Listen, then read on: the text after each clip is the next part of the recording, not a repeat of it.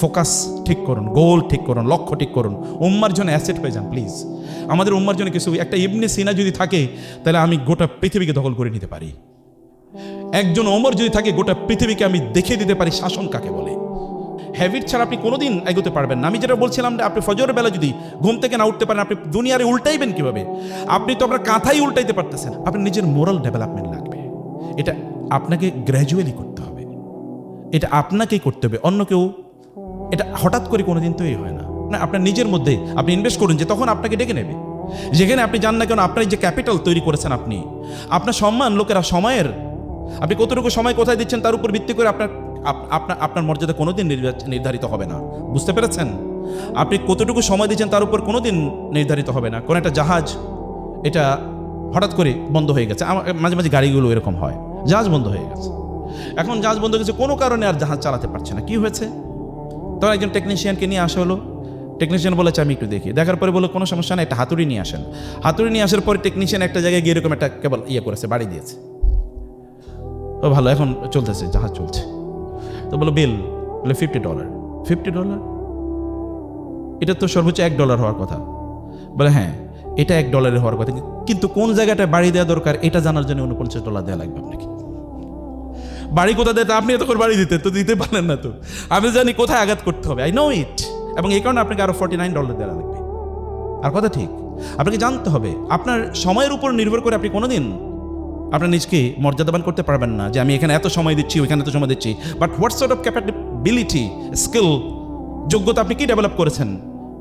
ইউসুফ আলাইহিস সালাম তো ক্রীতদাস আকারে তিনি বাজারে বিক্রি হয়ে গেছেন, তাই না? সেই ক্রীতদাসকে কি করেছে? বলছে আমাকে। তারপরে মিশরের সম্রাট তিনি কিভাবে হয়েছেন? তিনি তো এমনি মিশরের সম্রাট হন নাই, এমনি মিশরের সম্রাট হন নাই। মক্কার লোকেরা কেন আপনার নবীর পিছনে এরকম ঘুরেছে? কেন তৎকালীন রোমান এম্পায়ার সম্রাটরা কেন ওমর রাদিয়াল্লাহু তাআলা আনহুর রাজত্ব দেখার জন্য বা তার শাসন ব্যবস্থা দেখার জন্য আসতো?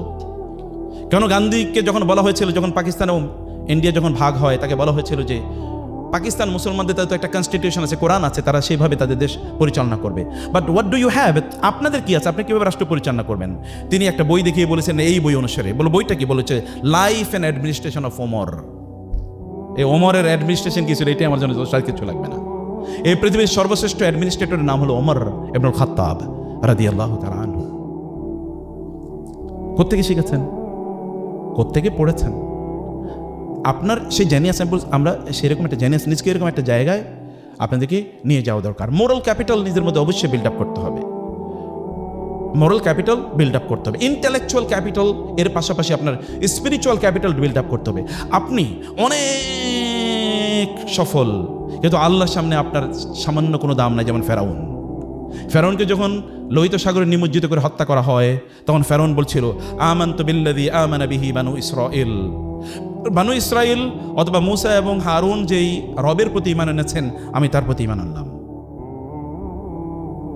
এই কথা যখন সে বলছিল, তখন ইয়া আল্লাহ ইয়া আল্লাহ ইয়া রাব ইয়া ইলাহি এই কথা যখন বলছিল, তখন ফেরেশতারা বলেন আল্লাহ একটা আওয়াজ আসছে, আওয়াজটার মধ্যে একটু গন্ধ আছে, দুর্গন্ধ। আপনার নাম ডাকতেছে, এটা কোন? এটা কে? বলে এটা ফেরাউন। আল্লাহ প্লিজ ফেরাউনের দোয়াটা কবুল করেন না প্লিজ, কারণ আল্লাহ তো মেহেরবান, কবুল করেও ফেলতে পারেন।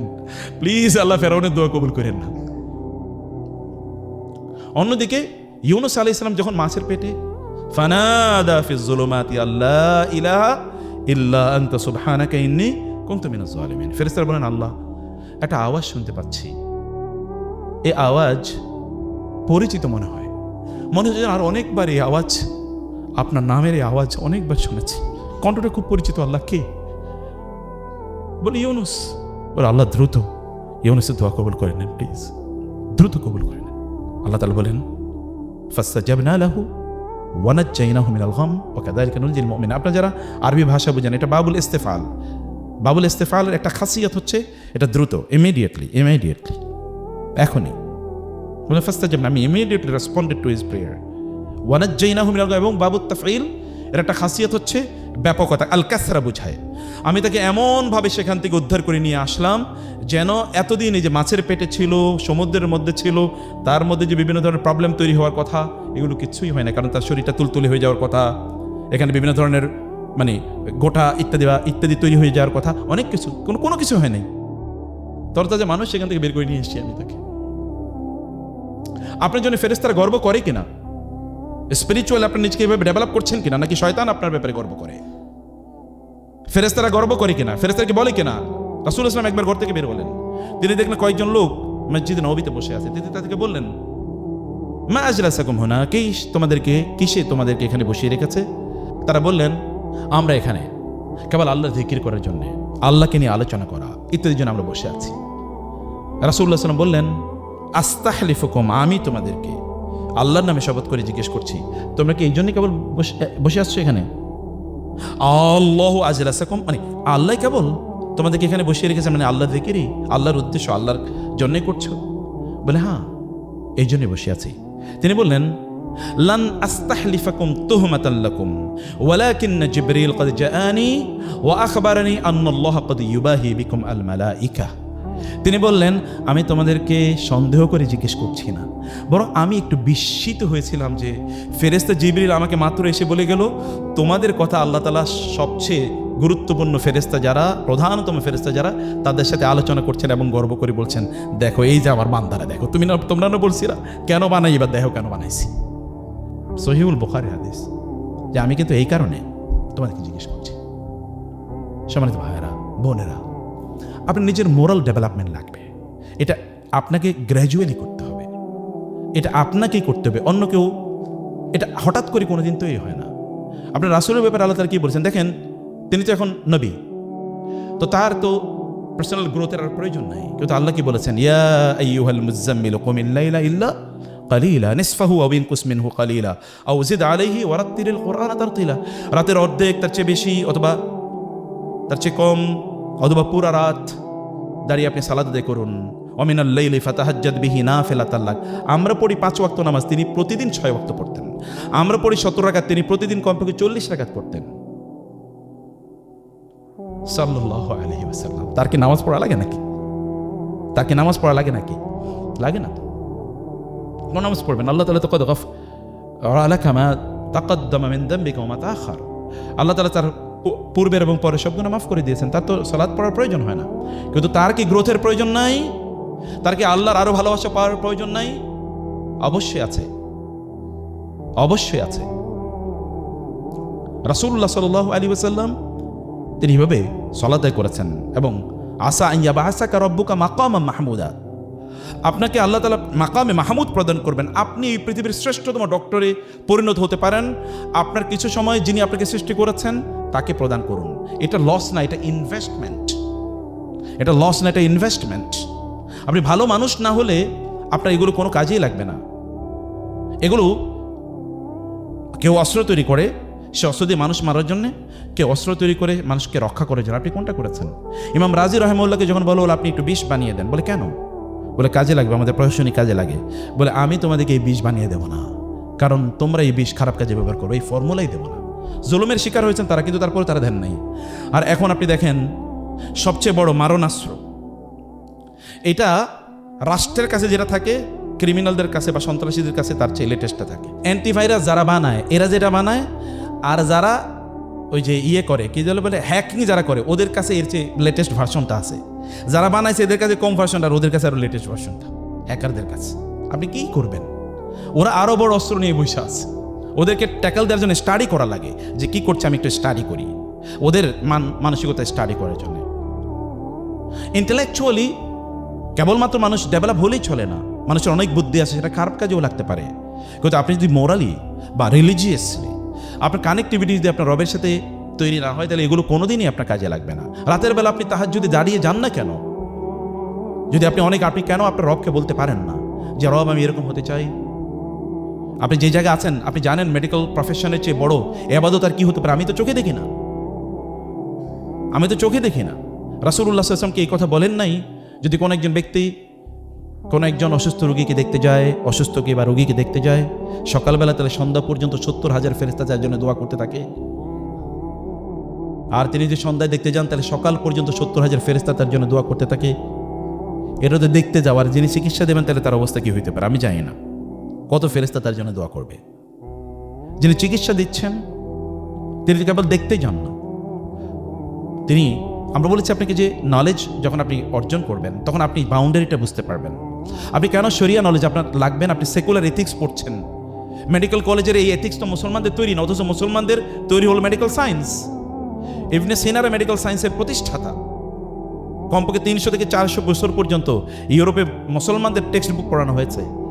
কিন্তু আপনারা এখন আপনি আমেরিকাতে যান তো, মেডিকেল কলেজে আপনি পড়েন তো, দেখেন তো চুল সব উঠে যাবে পড়তে পড়তে, এরকম পড়ানো হয়। অথচ এটা আমাদের ঐতিহ্য, আমাদের লেগে আসি।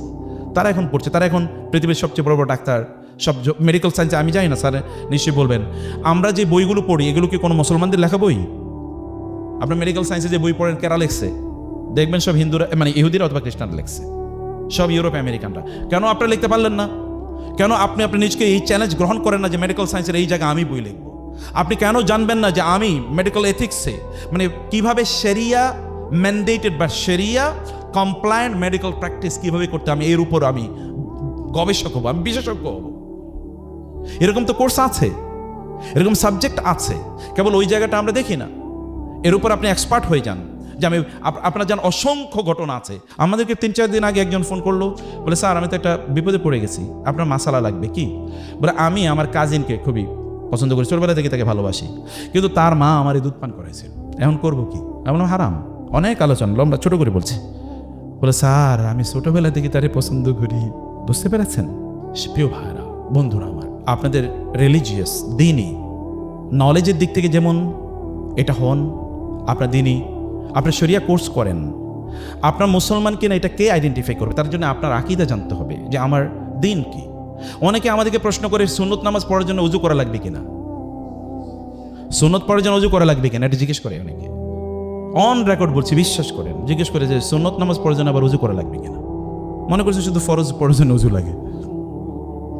একজনই জিজ্ঞেস, আর কমন ছাত্রদের তো কমন কোয়েশ্চেন থাকে যে ফজরের সময় প্রায় যায়, কিন্তু আমার জন্য গোসল ফরজ, যখন নামাজ পড়বো নাকি গোসল করবো?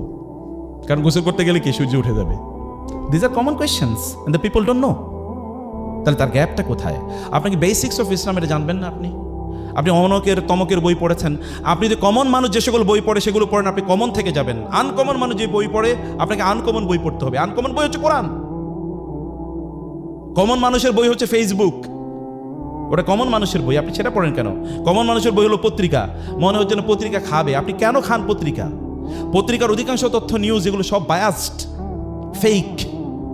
আর ফেসবুকের নিয়োগ তো এটা নামই ফেসবুক না, ফেক বুক। আর সেখানে you invest your time, most of your time is invested over there. No, আপনি রিয়েল বুক কবে পড়বেন? যালিকাল কিতাবু লা রাইবা ফি হুদাল লিল মুত্তাকিন। আপনি রিয়েল বুক তো আপনাকে পড়তে হবে। সেটা হলো সেই রিয়েল বুকও আপনাকে অবশ্যই পড়া লাগবে। এই কারণে আপনাকে হ্যাবিটগুলো ডেভেলপ করেন। মনে রাখবেন, হ্যাবিট ছাড়া আপনি কোনোদিন এগোতে পারবেন না। আমি যেটা বলছিলাম যে আপনি ফজরের বেলা যদি ঘুম থেকে না উঠতে পারেন, আপনি দুনিয়ারে উল্টাইবেন কিভাবে? আপনি তো আপনার কাঁথাই উল্টাইতে পারতেছেন না, নাকি? যিনি কাঁথা আর কম্বলি উল্টাইতে পারেন না, তিনি কিভাবে দুনিয়া উল্টাবেন? ইম্পসিবল। আল্লাহ রাসূল বলেছেন, আল মুমিনুল কাউয়্যু খায়রুন ওয়া আহাব্বু ইলাল্লাহি মিনাল মুমিনিদ দাঈফ। একজন শারীরিকভাবে শক্তিশালী ইমানদার আল্লাহর কাছে শারীরিকভাবে দুর্বল ইমানদারের চেয়ে অনেক অনেক প্রিয়, অনেক অনেক বেশি কি প্রিয়। আপনার শরীরের শক্তি কই?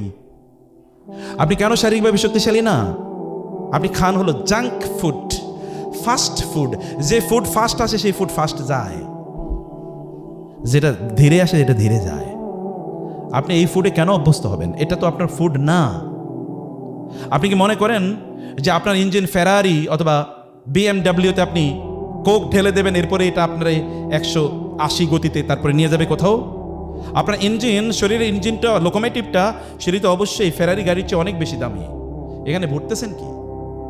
ফুয়েল কে? এটার জন্য ফুয়েল কে? অথবা এটার জন্য আপনার লুব্রিক্যান্ট কি? What is the lubricant you are using?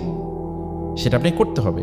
9টা 9:30 থেকে শুরু করে 1টা পর্যন্ত এই সময় আপনার ব্রেনটা যে লেভেলে থাকে, এটা হলো যদি আমরা মোবাইল যদি চার্জ দিই, ফর এক্সাম্পল একবার 100 ক্যাপাসিটি আছে ইলেকট্রিসিটিতে, এটা যদি আপনি চার্জার লাগান এবং একটা ফাস্ট চার্জার লাগান, দেখবেন আপনার উইদিন এ ফিউ মিনিটস আপনার ব্যাটারি কি ফুল হয়ে গেছে, চার্জ হয়ে গেছে।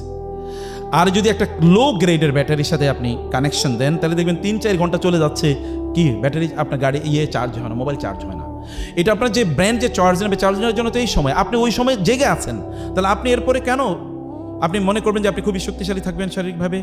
আল্লাহ রাসূল কি এই কথা বলেন নাই যে ব্যক্তি সকালে ঘুম থেকে উঠতে পারে না, সে ফাসবাহা খাবিসান নাফসি কাসলান, যখন সে ঘুম থেকে উঠে সূর্য ওঠার পর তখন সে একটা খবিস অন্তর নিয়ে ঘুম থেকে ওঠে। খবিস অন্তর বুঝতে পেরেছেন তো? খুবই খারাপ মানুষের মন নিয়ে সে ঘুম থেকে ওঠে এবং কাসলান, তখন উঠেই বলে ঘুমাইছে কিন্তু 8 ঘন্টা, মাথাটা জিনজিন করে, পিঠটা ব্যথা করে, পাটা ব্যথা করে, কারণ ঘুমের সময় ঘুমায় নাই। হয় কিনা এরকম বলেন? অথচ আপনি একটু আগে ঘুমিয়ে দেখেন যে কি পরিমাণ আপনার অবস্থা হয়। হ্যাবিটস আর টু বি গ্র্যাজুয়ালি ডেভেলপড। আপনি হ্যাবিট করেন যে আমি, এবং ডিসিপ্লিন মেনটেন করেন যে আমি প্রতিদিন এই সময় ঘুম থেকে উঠবো, আমি প্রতিদিন এই সময় ঘুমাতে যাব, আমি প্রতিদিন এই সময় খাবো। এই পৃথিবীর সকল সফল মানুষরা দেখেন এই কাজ করেছে। আপনার কমফোর্ট জোন থেকে বাইরে হন, যে আমার এটা ভালো লাগে। আপনার যেটা ভালো লাগে এটা আপনাকে কোনোদিন সামনে এগিয়ে নিয়ে যাবে না। মান তলাবার রাহা ফাকাদার রাহা, যেটা আমরা আগে বলেছি। যে ব্যক্তি কেবল সুখের পিছনে ঘুরে সে কোনোদিন সুখ পাবে না। এ কারণে আপনি কথিত সুখের পিছনে ঘুরবেন না, আপনার সুখ সামনে। এই সামনে সুখের জন্য আপনি সময় দেন, সেখানে আপনি আপনার নিজকে সেই জায়গায় আপনি ব্যবহার করেন।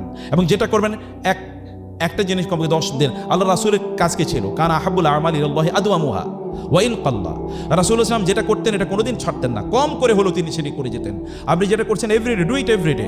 কেবল আগামীকাল পরীক্ষা হতে হবে, আজকে রাতে আর কোনো ঘুম নাই, এরপরে 7-8 দিন কোনো পড়াশোনা নাই, কেবল নেটফ্লিক্স, ফিক্সড অন নেটফ্লিক্স, তাই না? নো, এটা না। বরং আপনি যা করছেন গ্র্যাজুয়ালি করেন। আপনি দেখেন না, ইসলামের কোনো কাজই এরকম না। আপনি নামাজ প্রতিদিন 5 ওয়াক্ত পড়তে হয়। কোরআন তেলাওয়াত যদি না করেন আপনার স্পিরিচুয়াল গ্রোথ হবে কীভাবে? আধ্যাত্মিক উন্নয়ন হবে কীভাবে আপনার কোরআন তেলাওয়াত না করলে? এবং আপনাকে অনেক পরিমাণ অর্থের মালিক হতে হবে। আমি দুনিয়াদার হতে আপনাদেরকে বলি না, কিন্তু আমি সম্পদের মালিক হতে বলি। কেন সম্পদের মালিক হবেন? আপনি সম্পদের মালিক না হলে আমরা মাদ্রাসা বানাবো কোত্থেকে, মসজিদ বানাবো কোত্থেকে? আমরা কি মানুষের কাছে ভিক্ষার জন্য যাব? কেন আপনাদের উপস্থিতিতে আমরা ভিক্ষুকের জাতিতে পরিণত হব? কেন মসজিদ বানাতে গিয়ে আপনি কেন বলতে পারেন না যে আমি 1 কোটি টাকা দিয়ে মসজিদটা বানিয়ে দেবো? এই কথা কেন আপনি বলতে পারবেন না? আপনার এর পরিমাণ সম্পদের মালিক হতে হবে। সম্পদ দেখেন না, খাদিজাতুল কুবরার সম্পদ কি পরিমাণ কাজে লেগেছে ইসলামের। আমরা দেখেন না, আবু বকরের সম্পদ কি পরিমাণ ইসলামের কাজে লেগেছে। ইসলামের শ্রেষ্ঠতম 2 জন মানুষ। আবু বকরকে এমনি আবু বকর হয়েছে রাদিয়াল্লাহু তাআলা আনহু, খাদিজাতুল কুবরাকে এমনি খাদিজাতুল কুবরা হয়েছে রাদিয়াল্লাহু তাআলা আনহা। সম্পদ আপনার লাগবে, কিন্তু সেটা নিজের ফুর্তির জন্য আপনি কত খাবেন, আপনার দিনের জন্য, মানুষের জন্য, আত্মীয় স্বজনের জন্য আপনার লাগবে। সেই জন্য আপনি যে বললেন ইন্ডাস্ট্রি করেন, আপনার মেডিকেল ইন্ডাস্ট্রি তৈরি করেন, আপনি চেইন করেন, এগুলো আপনি করতেই থাকেন। এগুলো আপনার ভীষণে থাকুক। এখনই আপনি লক্ষ্য নির্ধারণ করেন যে আমি এই সকল কাজগুলো করবো। সেই জন্য নিজকে যোগ্য করে নেয়া। কেবল 30,000 টাকা 40,000 টাকা বেতন পাবেন, তার জন্য আপনি সন্তুষ্ট, তার জন্য দৌড়াচ্ছেন নিজকে এত ছোট করে, একেবারে নেয় আপনাদের জন্য উচিত হবে না। প্রিয় ভাইরা, প্রিয় বন্ধুরা, সময় শেষ হয়ে যাবে। সময় কোনোদিন ফিরিয়ে নিয়ে আসতে পারবেন না। এখন আপনাদের সময়, এখন আপনাদের সময়। ওয়াল আসরি ইন্নাল ইনসানা লাফি খুসর। সময়ের কারণে মানুষ বিপদগ্রস্ত হয়। যারা সফল হয়েছে তারা 24 ঘন্টা নিয়েই সফল হয়েছে, যারা ব্যর্থ হয়েছে তারা এই 24 ঘন্টার মধ্যে ব্যর্থ হয়। এর বাইরে কোনোদিন কোনো সফল মানুষকে আপনি বলতে শুনবেন না যদি দিনটা 48 ঘন্টার হতো, I have never hard anyone successful, যিনি বলেছেন। আপনার নবী 23 বছরে 13 বছর তো মক্কায় নির্যাতিত হয়েছেন, মদিনায় গিয়ে প্রথম 6 বছর তো যুদ্ধই, ব্যাটল অফ বদরের যুদ্ধ, হুদের যুদ্ধ, খন্দকের যুদ্ধ, এরপরে হুদাইবিয়া পর্যন্ত তো কেবল যুদ্ধ। এরপরে কি করেছেন দেখেন, গোটা পৃথিবী আজকে প্রায় 250 কোটি মানুষ সমস্বরে বলতে থাকে আশহাদু আল্লা ইলাহা ইল্লাল্লাহ ওয়া আন্না মুহাম্মাদার রাসূলুল্লাহ। তিনি যদি ফেসবুকে আর ইউটিউবে সময় কাটাইতেন তাহলে কি হইতো?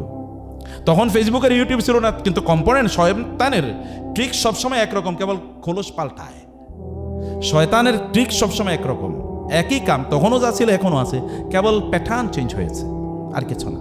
আপনি প্যাটার্নের মধ্যে ঢুকে নিজকে ধ্বংস করে দেওয়ার কোনো প্রয়োজন নাই। আপনি সময়ের মধ্যেই বেরিয়ে উঠুন, ফোকাস ঠিক করুন, গোল ঠিক করুন, লক্ষ্য ঠিক করুন, উম্মার জন্য অ্যাসেট হয়ে যান প্লিজ। আমাদের উম্মার জন্য কিছু, একটা ইবনে সিনা যদি থাকে তাহলে আমি গোটা পৃথিবীকে দখল করে নিতে পারি। একজন ওমর যদি থাকে গোটা পৃথিবীকে আমি দেখিয়ে দিতে পারি শাসন কাকে বলে। একজন আবু বকরকে যদি আবার পাই গোটা পৃথিবী, তখন এই আবু বকরের স্পিরিচুয়াল আলোর কারণে, তার এই আলোর, তার জ্যোতির কারণে গোটা পৃথিবী আলোকিত হয়ে যেতে পারে। একজন আল গাজালি, আবু হামিদ আল গাজালির মতো যদি ব্যক্তি পাই আমরা, তাইলে এই গোটা পৃথিবীর যে এখন আধ্যাত্মিক শূন্যতা তৈরি হয়েছে তা দূর করে দেওয়া যায়। একজন শাহী ওয়ালিউল্লাহ মোহাম্মদ দেশে দেহলবির মতো ব্যক্তি যদি পাই, তাহলে গোটা পৃথিবীর যত আর্গুমেন্টস আছে এগেনস্ট ইসলাম মুহূর্তের মধ্যে এগুলো ধসিয়ে দেওয়া যায়। তাহলে আপনারা কেন হতে পারবেন না? আপনারা তো তাদেরই উত্তরসূরি। সেই যোগ্যতা আপনাদের মধ্যে আছে। কেবল টাইমটাকে ব্যবহার করা লাগবে, কেবল সময়টাকে ব্যবহার করা লাগবে, কেবল সময়টাকে ব্যবহার করা লাগবে। এবং এই কারণে সময়কে ব্যবহার করার জন্য এখন যারা বের হয়ে যাচ্ছেন এবং যারা আছেন, স্যারদের সাথে সময় দেন, মেডিকেলে যান এবং ক্লিনিকগুলোতে যান, প্রচুর কেজ স্টাডি করুন, জানুন, বুঝুন। আপনি জানেন তো কেজ স্টাডি ছাড়া তো কোনো পড়াশোনাই নাই। কোরআন কত কি পরিমাণ কেজ স্টাডি দিয়েছে, এই গল্প তো সব কেজ স্টাডি, এত পরিমাণ কেজ স্টাডি করেন, দেখেন এবং এক্সপিরিয়েন্স অর্জন করুন। এটা আপনি ব্যাপক পরিমাণে করুন প্লিজ। আমি আপনাদের কাছে অনুরোধ করছি, সময়টাকে নষ্ট করবেন না। যখন এরপরে যদি আপনাদের কাছে আসি, তখন যেন আপনাদেরকে শুনি যে আপনারা নতুন অনেক কোর্স করেছেন, অনেক নতুন বই পড়েছেন। এভারেজ মানুষ হুমায়ুন আহমেদের বই পড়াতো, আর ওই যে কি বলে ইমদাদুল হক মিলন, সমরেশ মজুমদার, রুচিরও তো একটা ইস্যু আছে। এর কোন রুচিতে মানুষ এই সকল বই পড়ে? অথচ তার কাছে আল্লাহর কিতাব আছে, রাসূলের সুন্নাহ আছে, রাসূলের সিরা আছে, মেডিকেলের এত হাইলি প্রফেশনাল বইগুলো আছে। এর রুচিকে নিচে না নামিয়ে এভারেজ মানুষে না হয়ে এক্সেপশনাল হন, নিজকে এক্সেপশনাল জায়গায় নিয়ে যান। আমরা যখন এরপরে আসবো তখন যেন আপনাদেরকে জিজ্ঞেস করলে শুনতে পারি যে না, আপনারা in the mean time you have changed yourself, ইনশাআল্লাহ। নাকি ইনশাআল্লাহ? অনেকে চিন্তা করতেছে ঘুমামো নাকি ইনশাআল্লাহ বলুন।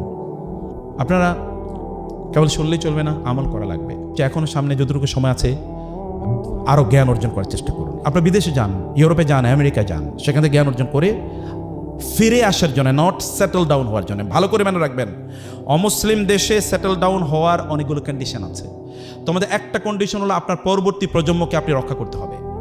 আপনি ইউরোপ আমেরিকাতে স্টাডি দেখেন, যত স্টাডি আছে সকল স্টাডিতে দেখবেন ফার্স্ট জেনারেশন যারা ওইখানে ইমিগ্রেন্ট তারা ঠিক আছে, কিছু মসজিদে যায়। সেকেন্ড জেনারেশন 25%, 30% মসজিদে যায়। থার্ড জেনারেশনের মধ্যে সর্বোচ্চ 5% মসজিদে যাচ্ছে।